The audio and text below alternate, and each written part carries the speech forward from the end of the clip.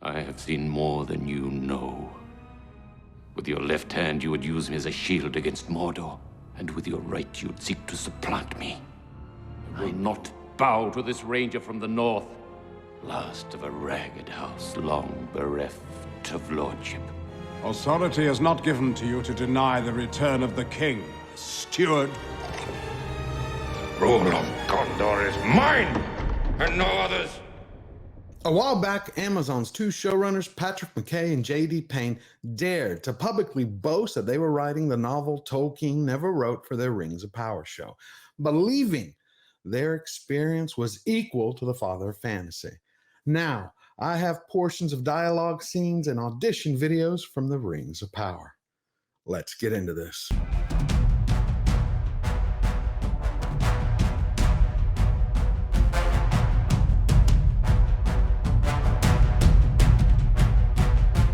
Welcome, Slayer Nation. It is another fantastic day at George the Giant Slayer, and I hope all of you are doing well. My best to you and yours. Studios take many different approaches to casting and auditions. Some of them use the actual script for the auditions. Others will write an original story that has absolutely nothing to do with the production. And then in Amazon's case, they try to create, in order to keep secrecy, this sloppy, slipshod, kind of like hybrid system where they change character names, descriptions, while they're mismatching scenes from the actual show. Well, my friends, just like the last video that I brought to you, that Amazon hired that crazy casting agency, I continue digging. And I'm bringing you now actual audition material from the Rings of Power series. And once you watch the descriptions and see the videos and read the scenes, you're going to have a better idea what characters they've pulled from the books, which ones they've changed, how much they've changed them, and what characters have been invented from Amazon. And with your help, if you leave your thoughts in the comments down below, you and I can piece this puzzle together to see just how far Amazon has stooped to pervert J.R.R. Tolkien's beloved legendarium. But before we get to that, if this is your first time here, I invite you to take a moment, it's just a minute, and push the subscribe button down below and join the conversation.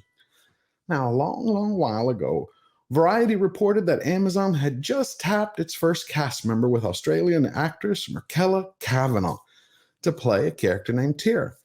That sparked my curiosity, so I started hunting down more information. And I was on the trail following it all the way to the ground when I discovered this treasure trove of audition materials. And just as I was putting this video together for you, her audition tape disappeared.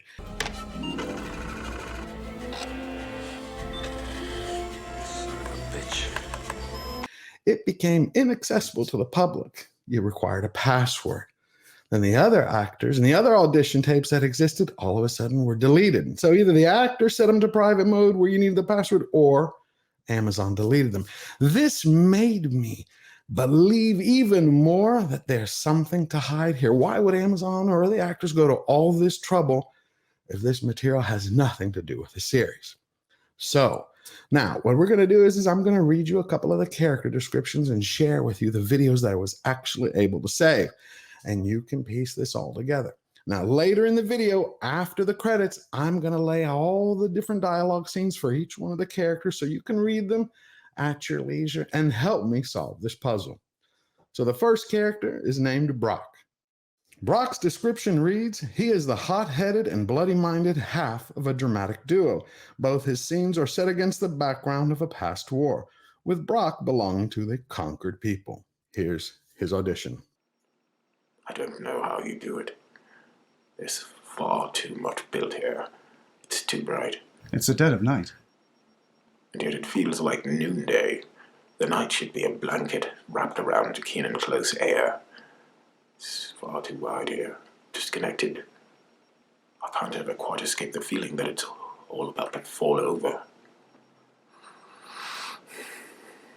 I think I'll take off tomorrow. Head back to my homeland. But you've only just arrived. Yes.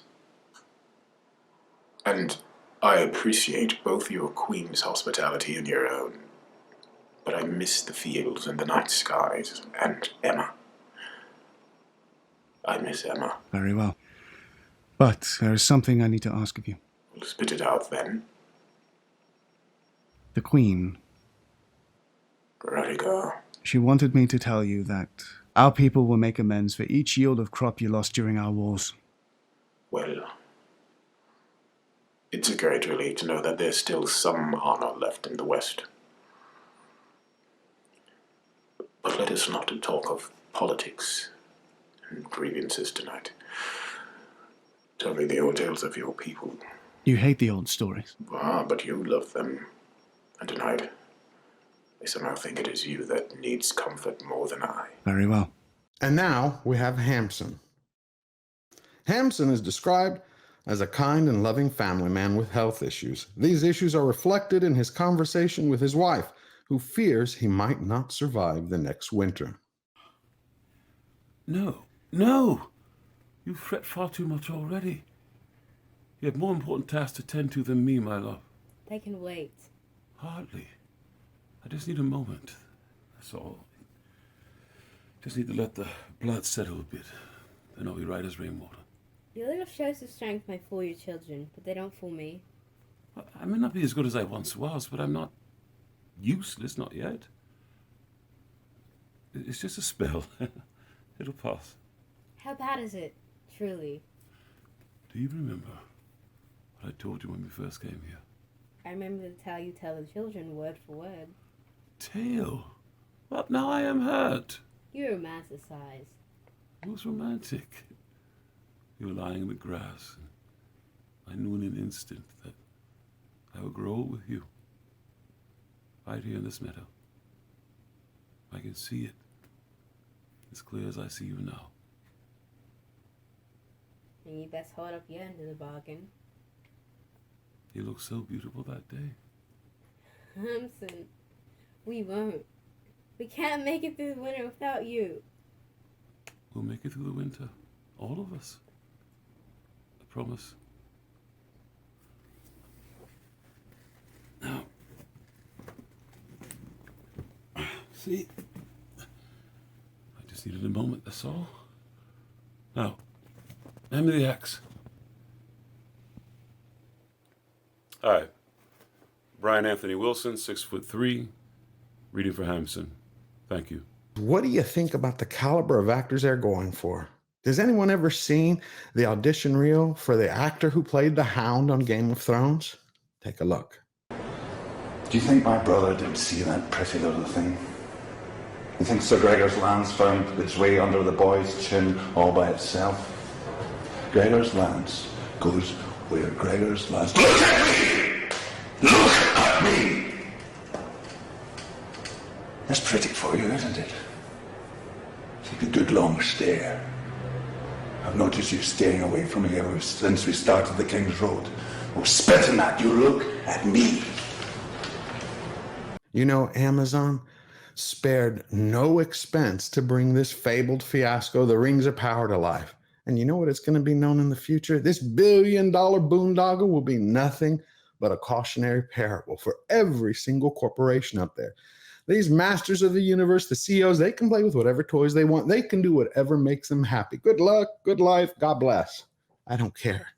And neither do we.